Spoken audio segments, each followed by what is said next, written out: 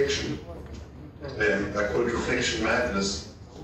I'd like to compare reflection to opium. You know what opium is? You know, it's this very strong drug that you shouldn't really be taking.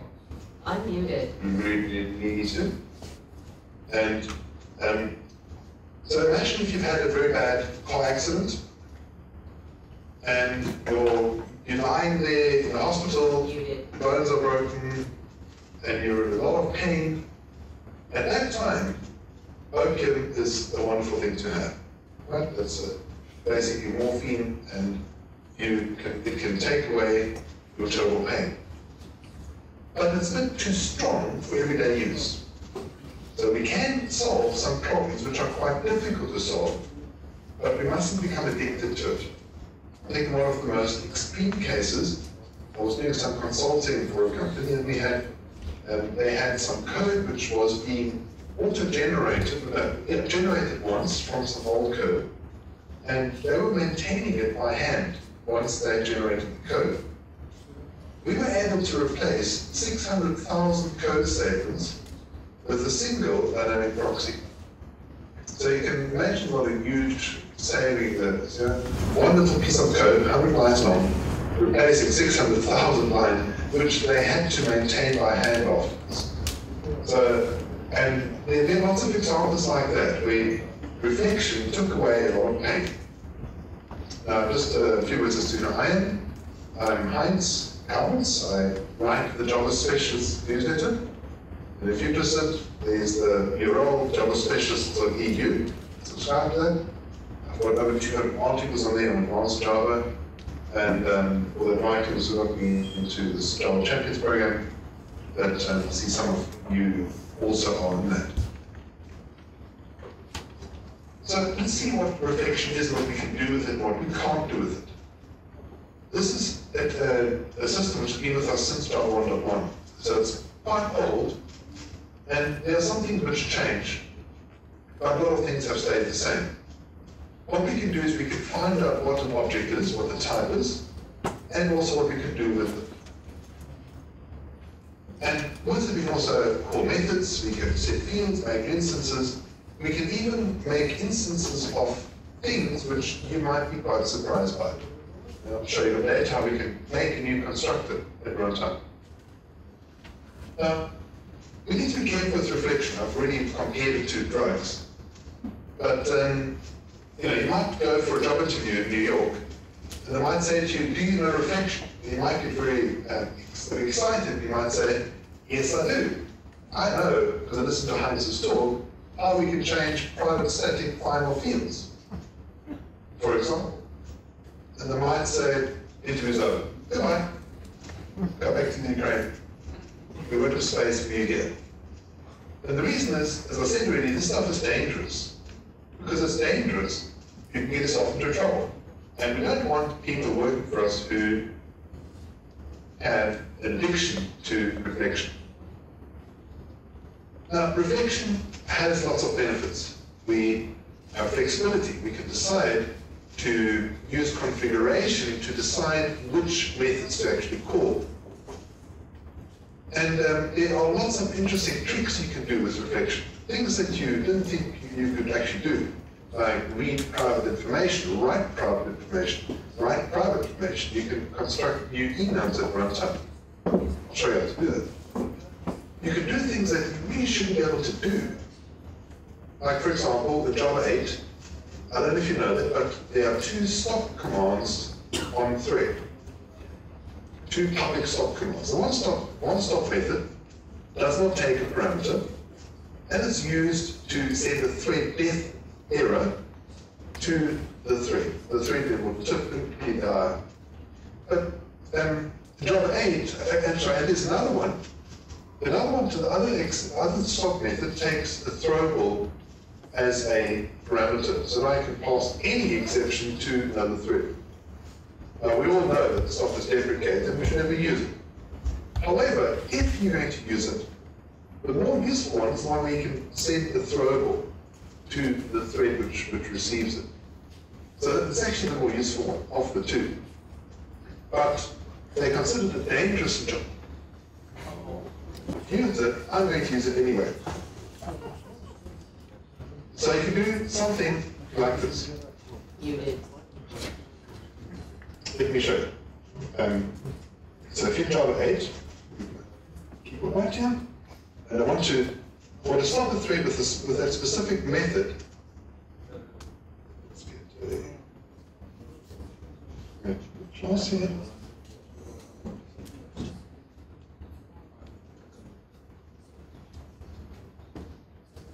So there's some method which was available in the past, but it's gone now. So we have, let's make a thread, T was new thread. This thread is going to be using lambdas, because lambdas are cool. All the cool kids are using lambdas nowadays. And I'm going to say here, try thread.sleep for 10 seconds. And I'm going to say catch throwable, rather than exception, but catch throwable over here.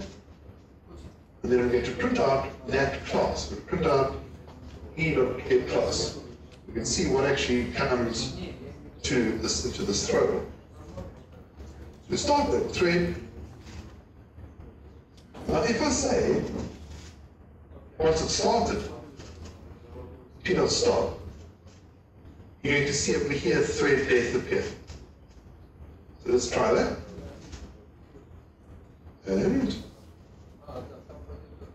we don't see it, because actually the thread death appears. What I actually need to do is to just wait a little bit for that to start sleeping, because I killed it before I got to the try. So let's just put a sleep in here as well. So thread.sleep 100 milliseconds, which should be long enough. And hopefully now we'll see thread death appear. There we go.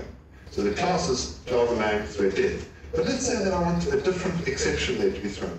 And as I said, you might not realize why this is useful. There are quite a few examples when you look at concurrency where this can be quite useful to do things like that. So if I say over here, new exception, file does not even exist, okay? Then in the past, if you take Java 7, here you would see IO exception, class IO exception. Let's run it. We'll see.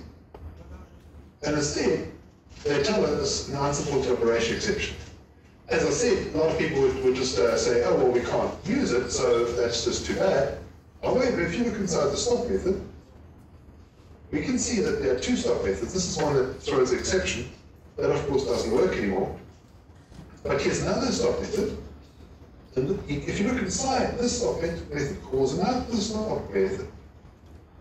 This is a private stop method, right? So what we can do is the following. We can say, you know what, we're going to simply call that directly. So we can say, okay, we can't store that stop, we're going to make our own stop, our stop, which takes a thread and the exception. And here's our method, which takes a throwable. And then what we're going to do is we're going to say, method stop 0, call it anything you want to, equals thread.class.getDeclared method, and we're looking for the method called stop 0 that takes as a parameter a throwable class. Like that. Yeah, I think that should be correct. Okay. If it doesn't work, I'm going to just put the stack trace in E, but this shouldn't work. I'm going to just let me catch all of the exceptions and just say, okay, this is not going to work. Hopefully this is going to work. Then I can, excuse me please.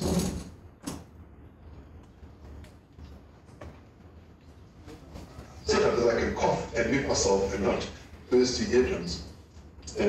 So it's a private method, so I can actually just ignore that fact, and I can say stop naught dot set accessible true, which now allows me to change what is actually the accessibility of this little method.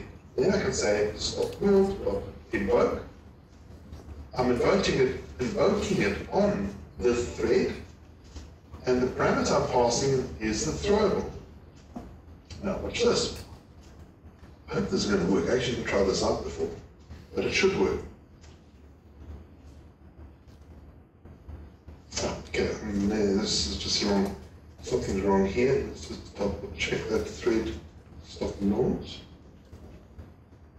Okay, so this is something which I need to just fix. You see the stop norms internally takes object as a parameter. But I do know that it has to be throwable. I did try that out once. You can't just send, for example, a vector or array list over here. So in order to find that method, we need to look for a method which is called stop norm and has as a parameter object or class. Okay, so let's try that again. And hopefully this now gives us the O exception. So this is the nice thing with reflection. Somebody tries to stop us from doing something, we say, you know what, I'll do it anyway. I'm going to just find the stop method myself and make it accessible, make it public, basically, and then call it. Fantastic. So we can do things that shouldn't be allowed to do. Now, one of the problems with all these clever magical solutions is that we can quite easily bind ourselves to a very specific virtual machine implementation. Of course, this is not great. And we've got dangers here. You see, there are lots of very good tools you can use for analyzing code. For example, I can see what methods are to be used, and what codes are used, and what fields could be made private and funded. For example, and the static code tools do not work anymore when we use reflection. In addition, the code becomes more complex. Now, this might surprise you, but Java is really a language for not very clever people. Okay, I see you shuffling there in the Ukraine, wondering what I'm saying here. I'm not saying you're not clever. I'm just saying that there are 10 million Java programmers out there. That's a huge number, right? Of the 10 million, you're going to find maybe 1% who actually know anything at all about programming and about Java. It's a simple language. I love it because it's really simple. You can show Java code to almost anybody, and with a bit of explanation, they'll understand what's going on. It's not like that with a language like Scala. With Scala, you can have some really weird operators where one little question mark means a whole bunch of stuff which you first have to explain. Whereas Java is a lot more simple to understand. This is why it's so popular and so successful. And the problem is when we use reflection, the code becomes a lot more complex, and as a result, very hard to understand because you don't actually know what is going to happen. When you call the code, because you actually can't figure it out, and a lot of the decisions of what's really going to happen at runtime rather than compile time. So this is a disadvantage of using it. And the other problem is we've got runtime performance, which it can become more expensive to call methods than by reflection. The method call overhead is enormously expensive. In addition, also, if you're the security manager, you have to give specific permission to be able to do these things. Now, the reflection package looks like this. You've got basically field constructor method, and these are all accessible. If you add class into the picture, you see that everybody is referring to class, and class refers to everybody. That's really what you want to start with when you look at reflection, is the class. With the class, you can find out a lot of information about what this object can do and what it cannot do. You can find out, for example, what the superclass is. You can find out what interface it implements, what fields, what methods, what constructors it has, and you can find also private fields. You can even do casting with objects. Now, this is all fine. There are some things you also cannot find. Now, we can find inner classes that have been defined inside our class, but we cannot discover anonymous inner classes inside the class. If we have an anonymous inner class, we can find out where it's been defined, but we can't find it. So this is a problem. These are things that you can't find. Also, if you take standard reflection, there's other things you can't do. For example, you can't find the names of parameters for a method. Now, under certain circumstances, Java 8 does allow, there are some additional mechanisms, but the stock standard doesn't have it. And the reason is that when you compile the code, the parameter names are generally thrown away because they don't need parameter names for compiled code. Because of that, the names are not there by default, but they can appear in Java 8, but they're not there by default. Another thing which we lose is generics. So we lose generic types. So for example, if I've got an array list of string, this is actually equivalent, it's exactly the same as an array list of integer. Now, as I said, some of these things we can find with some other tricks. We also can't rewire methods internally with reflection, and again, that we can do with some other bytecode engineering libraries. From the class, we get field methods and constructors. That's sort of the most common use of this. And you can either say get field or get declared field. If you say get field, it gets you a public field, an accessible field from where you are, which can either be declared in that particular class or a superclass. Whereas get declared field is a bit different. This one finds a field inside that class only, not in the superclass, but also finds private fields. And then we've got get method, again with the name and parameters, get constructor with just the parameters, and all right, now what can we do with this?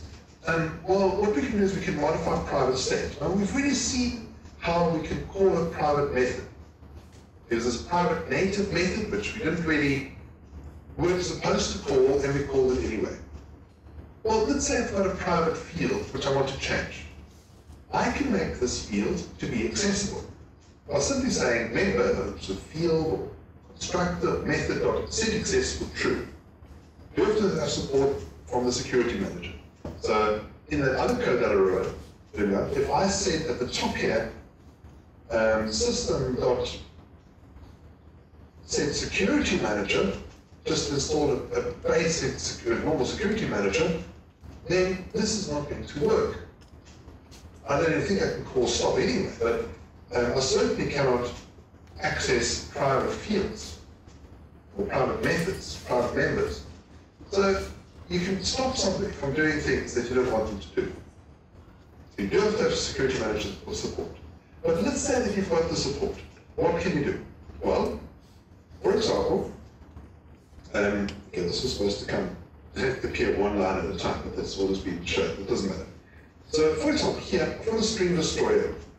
The string destroyer gets the value from the string. So get declared field value. So inside the string, if you look at the string class, inside there's a char array, which contains the actual characters. And what I can do is I can get that, and then I can say value.setAccessible true. So even though it's private and final, in fact, I can say, you know what, I don't care. I'm still going to change it. I'm still going to modify it, even though it's private and final. So then let's say value.set hello, comma cheers.toChar. So what that's going to do, when I print out hello, what comes out is cheers. Look at that. How does that work? So you're getting cheers. Now, the reason this works, the string is a special case. You see, if I've got a shared object, if I've got a string, if it's a constant string, this constant string is shared between different classes. And it's actually the same object. And so if, for example, I say print line hello, and then I call my string destroyer.main null, which would just be the empty arguments, and then print line hello again, hello equals cheers, that would actually come back as true. Okay, so you can say hello equals cheers if you want to.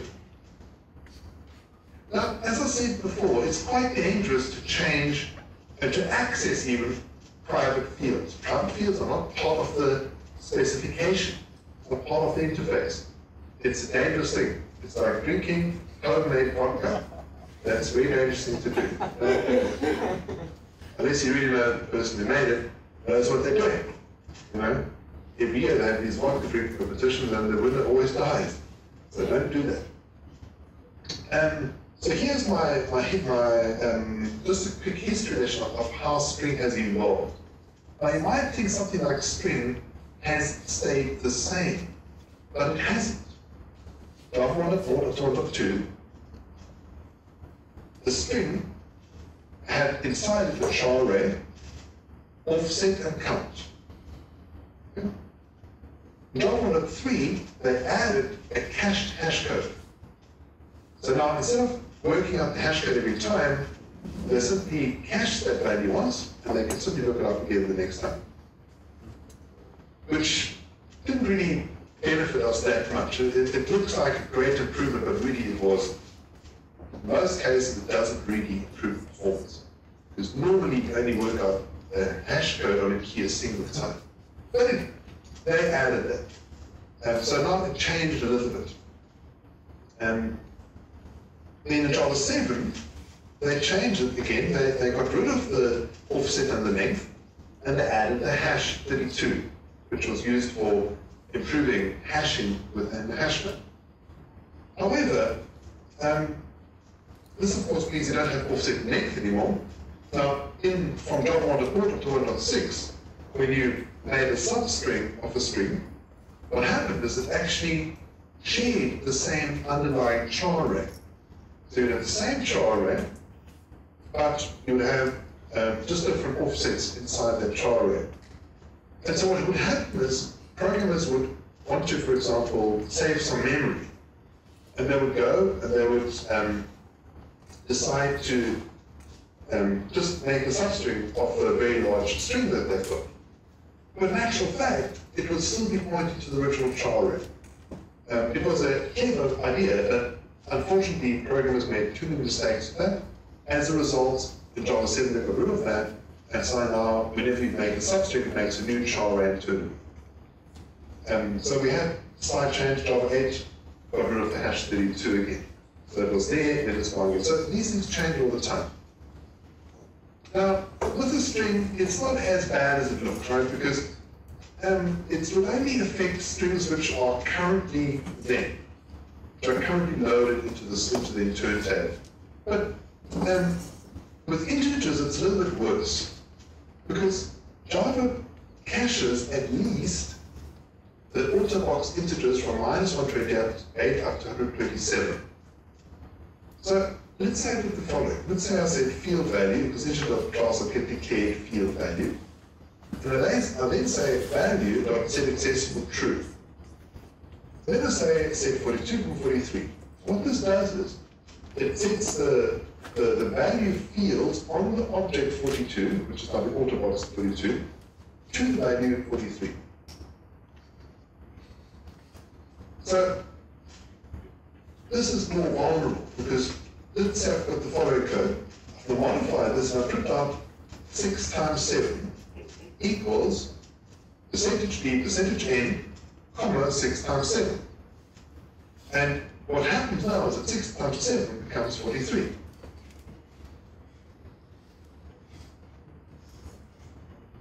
This is not very nice. And the reason why it appears like this is because the 6 times 7 is auto-boxed to the equivalent value of what 42 is, integer 42. And so you can change the number system in Java. Now, one thing which can happen, of course, is that you can possibly change hash code values. This is a very bad idea. Over here, what I've done is I've made a hash map, right? I've put in 42, comma the meaning of life, and now if I say either get 42 or get 43, in both cases I get back the meaning of life. However, if I put the value in and then modify the field and then try and get it again, I won't find it. So for example here, I put in 42, comma the meaning of life, and then use reflection to change the hash value. And When I say get 42 or get 43, both cases, it comes back as null. Right, now, one of the things that you can do with reflection is figure out how much size an object will take.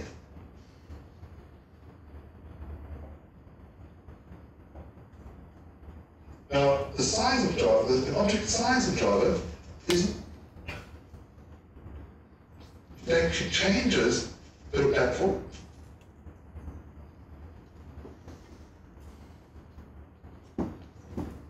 You did. And for example, Java 1.3, each field took at least 4 bytes. 32-bit Java, the pointer is 4 bytes, minimum object size is 8 bytes. 64-bit Java, the pointer contains things like the age of the object and the identity hash code. Yes, the identity hash code has an influence here. That's used here. You did. Now, in addition, all of the patterns we've seen so far allocate memory at 8-byte chunks. You can measure this with the instrumentation API, and if you want to, the instrumentation API only gives you the shallow size. If you want a deep size, you need to do a bit of work to traverse object graph to solve using reflection. So what I did was I basically made a little program that would use identity hash maps to make sure that we only see an object a single time. There were certain shared objects that are skipped, such as enum, box primitives, classes, and so on, strings. But even so, the result was quite scary. If you take my name Heinz, which, as you probably know as ketchup, Heinz ketchup. If you take that name, it's 6 bytes in C, but on a 64-bit VM, it could use 80 bytes for storing the same information. So it's a really expensive thing to have. An empty hash map, 216 bytes. If you have 100 billion values, which actually represents only 100 bits of information, if you put that into a linked list, you've got 6,472 bytes, which should be 100 divided by 8 bytes. Now, initially when Java 7 was being kicked around, they had this idea of having reified primitive types. Basically, they wanted to support ArrayList of int rather than ArrayList of integer. Luckily, they dropped it because the implementation was simply an ArrayList of integer, and that would be 24 bytes per element rather than 4 bytes per element. These things are very expensive. Now, as I said, we can use agents to find this information with the instrumentation API, and this is how we do it. We basically make a memory counter agent, and this agent is loaded at the beginning of our code, before our main method actually. And then what we do is we've got a pre-main. This is called before the main method, and inside here we set the size. And with that you can find out information. One of my customers found some user sessions that we're using a huge amount of memory. It's quite expensive for ongoing monitoring, but it's good to find out how it all works. Another thing which is quite useful is to find out who has been calling you. It's like a caller ID. Now, we had with Sun's JVM, we had this thing called sun.reflect.reflection. And this class can find out what the caller class is, get caller class. Of course, it is a sun reflect package, so we have to be careful because we're not really supposed to be calling this at all. And it's not supported in Java 8 anymore. So in Java 8, if you want to find out the direct caller, it's a bit more difficult. Direct caller you can get with the method handle. Method handles of lookup class. But this doesn't show you who is higher up in the call stack. So who's the one that called the caller? And sometimes this is quite useful. One way to do this is the stack traces. So what I do is I make a throwable, and from the throwable I can find out who the class, what the class name is of the direct caller. And so in this case, I would say call ID test.main. This is the method that's calling this who am I. You can see that. This is quite useful because what we can do is, sometimes you see people have loggers that they initialize, and here we see logger.get, logger application of class.get name, and these loggers are often constructed with copy and paste programming. And copy and paste programming is sensitive to files, right? By mistake, we might copy the wrong one. And so instead, what we can do is we can use our logger factory to construct a throwable, and then get the class name and use that to construct the logger. Right, so the application here, I'm saying logger equals logger function of create. Inside here, it's going to construct a throwable and use that to make this, to find out what the logger is. Now, the problem here is that get stack trace is very expensive. There are actually two parts to an exception. One part is fill in stack trace, which is expensive, but get stack trace is even more expensive. These are really expensive things. So we only want to call it, but the thing is, in our case, we're only calling it once per logger. You're not going to have more than maybe 100 loggers in your system anyway. So if you call it 100 times, it doesn't actually matter so much. Here's a slightly faster mechanism, and this is using security managers. So what I do here is, internally, I make a new security manager. See? Now this one, I won't find what the method is that I'm calling from, but it will tell me what the class is. So what I can do is I can find out what the class context is to see whether or not I'm going to allow something. And so who am I now would get class context 2. This is a bit more reliable than the exception as well, because exceptions stack trace can sometimes be blanked out. This can't be blanked out. Now I've got into the application for this. When I do my Java courses, I normally encourage people to use an IDE, like IntelliJ or Eclipse. And with those, you can call JUnit tests directly. However, some people are stubborn. Some want to use Emacs. And if you want to use Emacs, you will not be able to keep up with the course, but I'm not going to stop you, right? If you really want to do that, you can do it. So what I did was, I also wanted to have a main method in addition to all my unit test methods. But I didn't want to have to, for every single test, have copy and paste programming where I would have to change the class to be the class that I'm testing. Okay, so this is basically what I want to do here. What I do is I get a security manager, which gives me the class context. I then find out what the class is, and I create what we call a JEEConf for test adapter, which will allow me to call the test from the main method. And here's an example of a little test, my test, I call test hello. And what I can now do is I just add a main method which says unit test runner.run, and this is now a context-aware method. When I call it, it automatically runs the test. This is quite a useful little mechanism. Call IDs are very useful to have. Now this is a little idea that I had. I wanted to see what is flowing over a socket. How can you monitor what's happening with the Java socket? Now, there's a socket import factory in Java. The socket import factory returns the socket import. This is great. However, what we want to do, and what we can do is we can have monitoring socket import, and this monitoring socket import will allow you to actually listen into all the sockets going, all the bytes going over this one socket.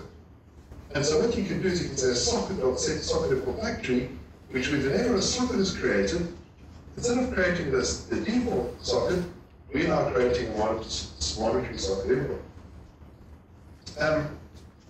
So there's a well-defined interface for managing sockets in Java and being able to override what is actually constructed.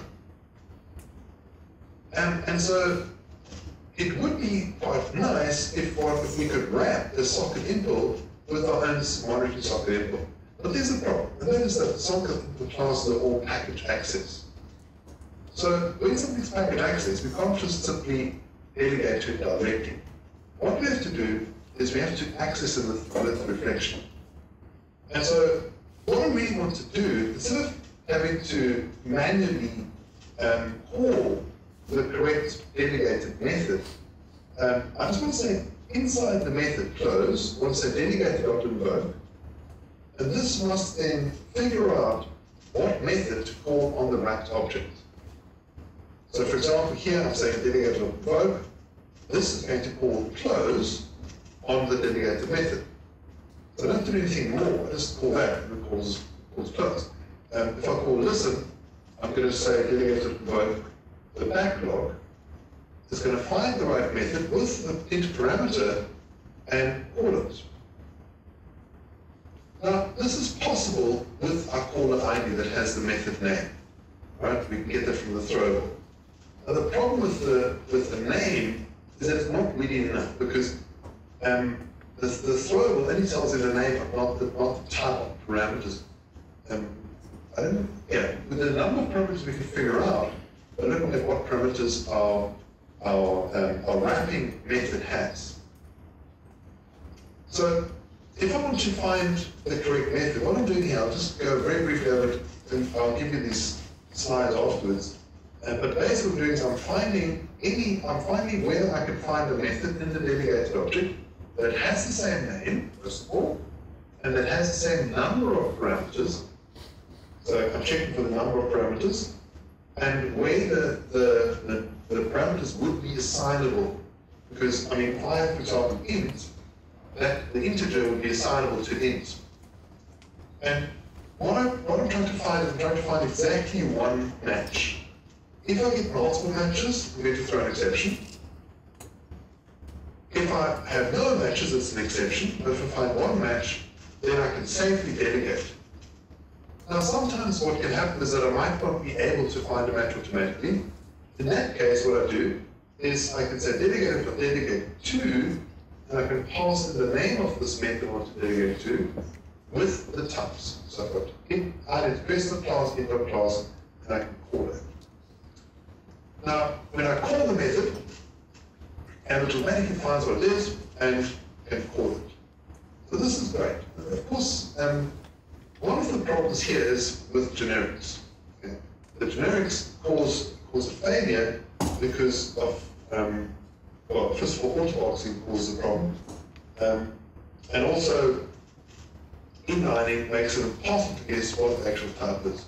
So, for example, I want to wrap the input stream with another stream, with the debugging input stream, then I need to first put it into a local variable and then give it back. Because you see, this over here, the return type is a generic type which magically casts the correct type, but that is not always going to work. So in that case, I have to first write it to a local variable. There's one other problem which we have with the socket impl, that is that the socket impl writes fields to the parent fields directly. That you need to do within the monitor field as well, the monitor socket as well. And so what I do is I write all the fields before I call the methods, and then afterwards I read them back again in order to make sure I've got them. And that's what write field does, is it basically goes and copies all the fields from the superclass to the other superclass, and this way we end up with the correct values.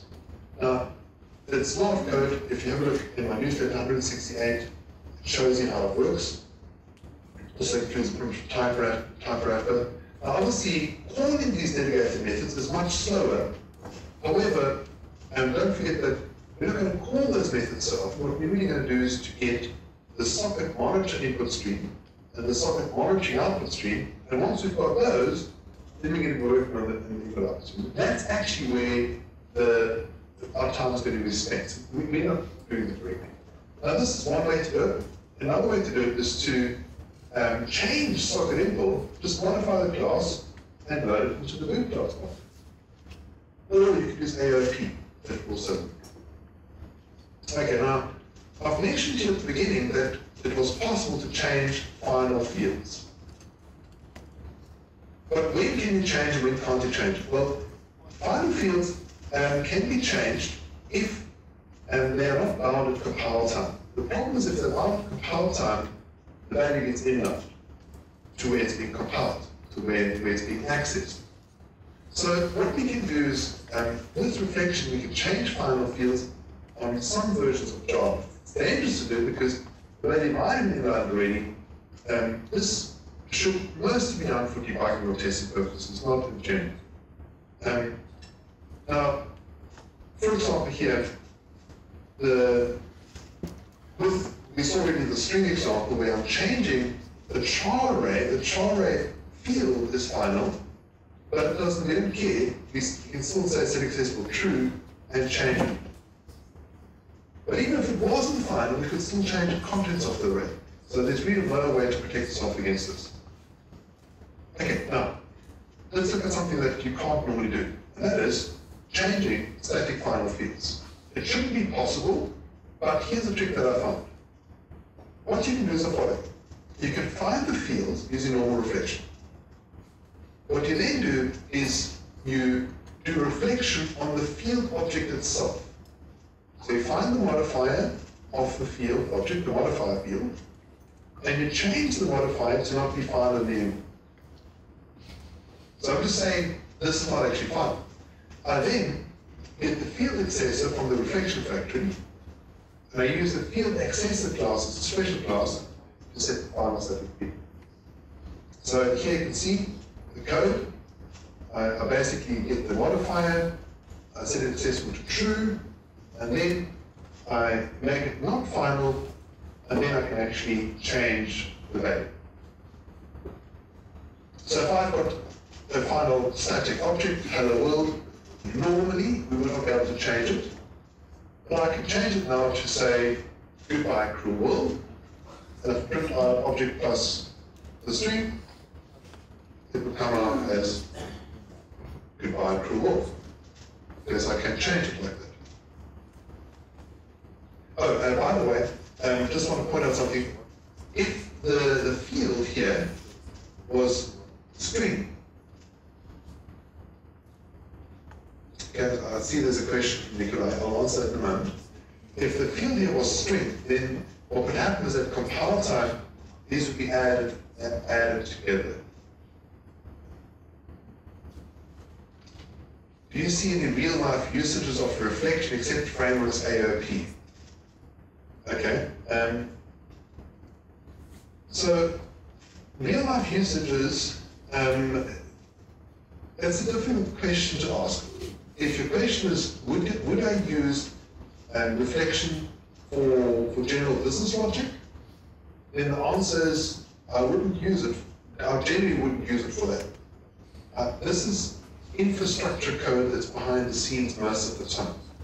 If you're using this for general business logic code, you're going to get yourself into trouble.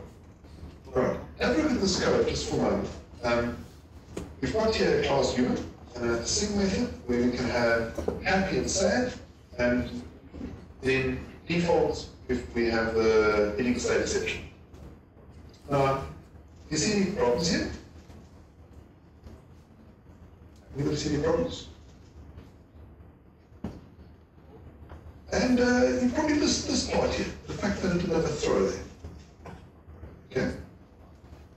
If you saw it, if you saw the fact that you didn't see the throw, then put your hand up and I'll see your hand from here. Okay, nobody's, one person saw bad, well, but most people don't see the fact that there's no throw.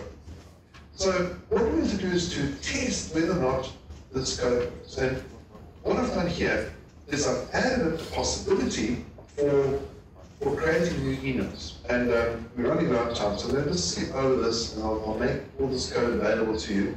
Basically what I do is I construct a new constructor. Okay, I'm going to skip over this a little bit. And another problem that we have with enums is that the switch is actually internally defined as an array of states. Okay, so this is what the code looks like. If you want to add new enums, you also have to add new cases to the switch statement. This also has to be done. So what we do is we apply the memento design pattern, where we copy the state, which allows us to undo later. This is what my code looks like. I'll make a human. I'll make them sing, happy and sad, that all works. I then add a new enum at runtime. And what I then do is I try to say sing mellow.